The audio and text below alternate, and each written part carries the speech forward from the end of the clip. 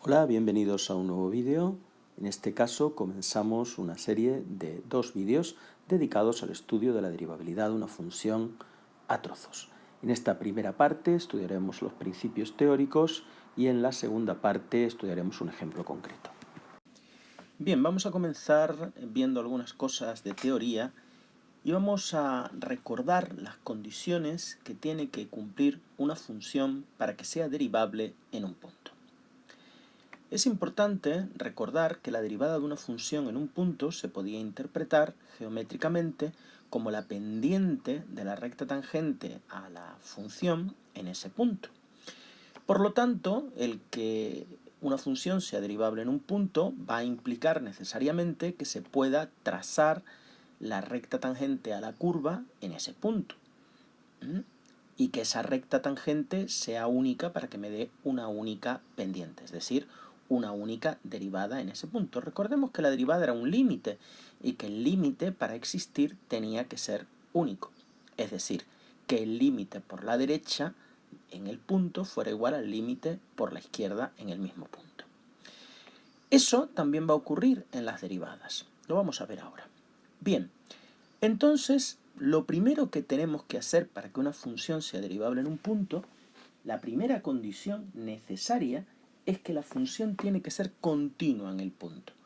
Obviamente, si la función no es continua en un punto, no se va a poder trazar en ese punto una recta tangente única. Y por lo tanto no va a poder tener una pendiente de la recta tangente única. Por lo tanto, la primera condición para que una función sea derivable en un punto es que la función sea continua en ese punto. Si, por ejemplo, el punto lo llamamos x igual a, pues la función debería de ser continua en ese punto x igual a. Pero esta no es la única condición que tiene que cumplir una función para ser derivable en un punto. La segunda condición implicará lo que dijimos antes. La derivada era un límite. Para que exista el límite en un punto de una función, los límites laterales en ese punto tienen que ser iguales. Pues bien, como la derivada es un límite, para que exista la derivada de la función en ese punto, se tiene que cumplir que las derivadas laterales en ese punto sean iguales. Es decir, que f' de a por la izquierda sea igual a f' de a por la derecha. Y además que estas derivadas sean finitas, es decir, que no den infinito. De lo que hemos dicho, podemos extraer algunas consecuencias. La primera es que toda función derivable en un punto debe de ser continua en él.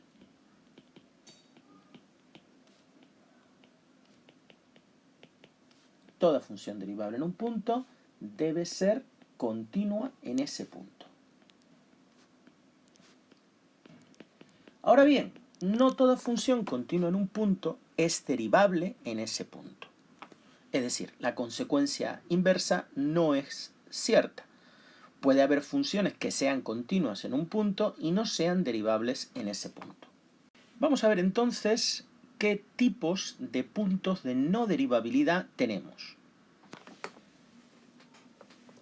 El primero ya lo hemos dicho, cuando la función no es continua en ese punto. Cuando la función no es continua en ese punto, tampoco es derivable en ese punto.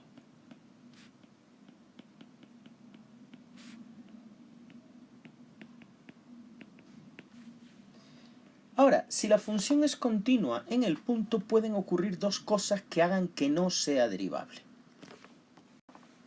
La primera de esas situaciones que se puede dar es lo que se denominan los puntos angulosos.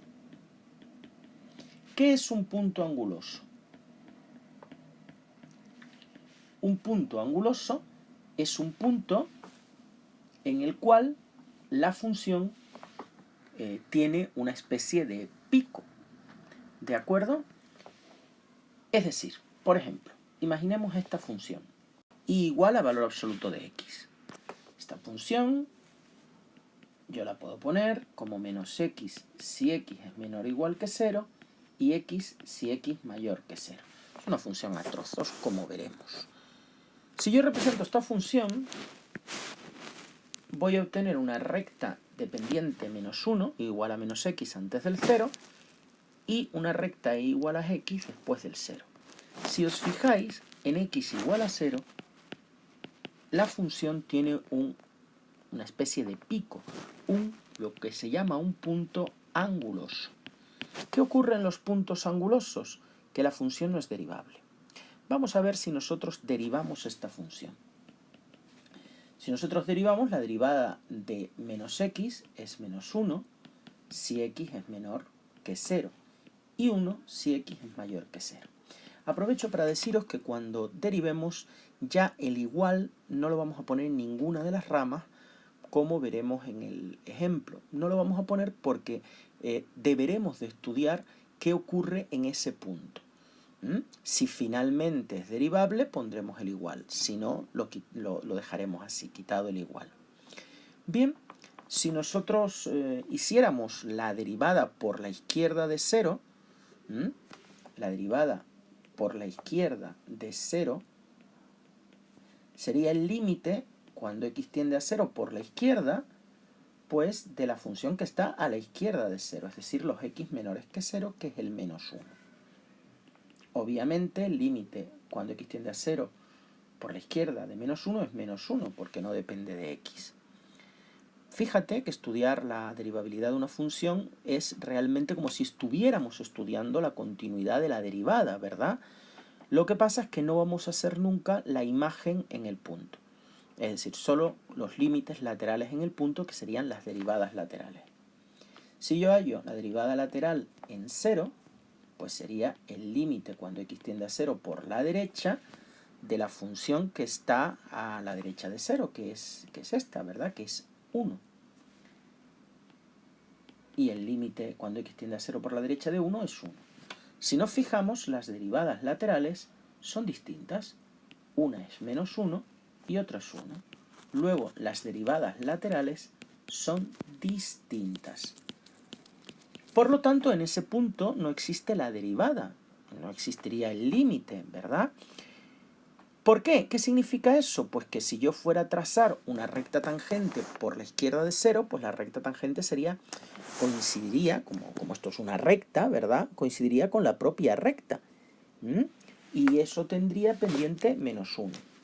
Sin embargo, si yo la hiciera por la derecha de 0, pues también, como es una recta, pues la recta tangente coincidiría con la misma recta, pero la pendiente ahora sería positiva, sería más 1. Aquí tendríamos una pendiente más 1 y aquí la pendiente de la recta tangente es menos 1. Es decir, un punto anguloso se podrían trazar dos tangentes. Como el límite para existir tiene que ser único, pues no existe el límite y esto se llama un punto anguloso. Ahora bien, existen otros puntos donde la función puede ser continua y no derivable. Son los llamados puntos de tangente vertical.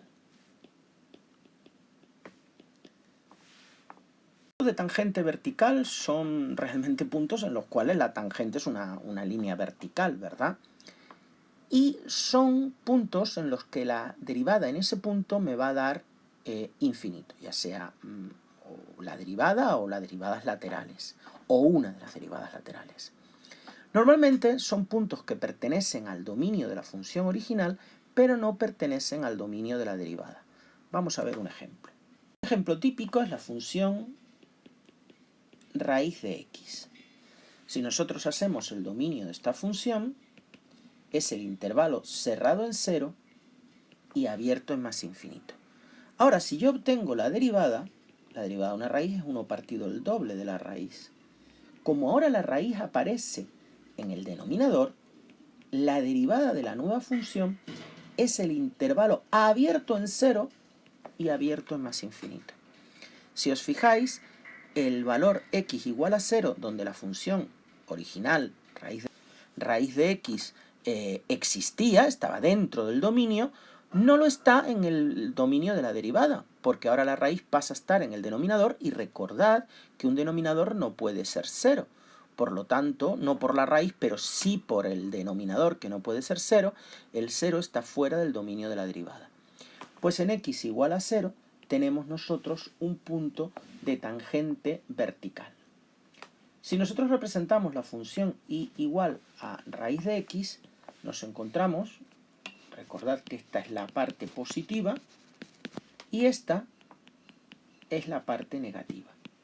¿Qué pasa en el punto 0? Pues que la tangente obviamente es vertical y coincide con el eje, ¿verdad? Luego el punto 0 es un punto donde la tangente es vertical, es decir, la derivada tanto por la izquierda como por la derecha se va al infinito, ¿verdad? Puesto que esa es la pendiente de una recta vertical, infinito, y donde la función no es derivable. Pues muchas gracias por vuestra atención y hasta un futuro vídeo en el que continuaremos con este tema.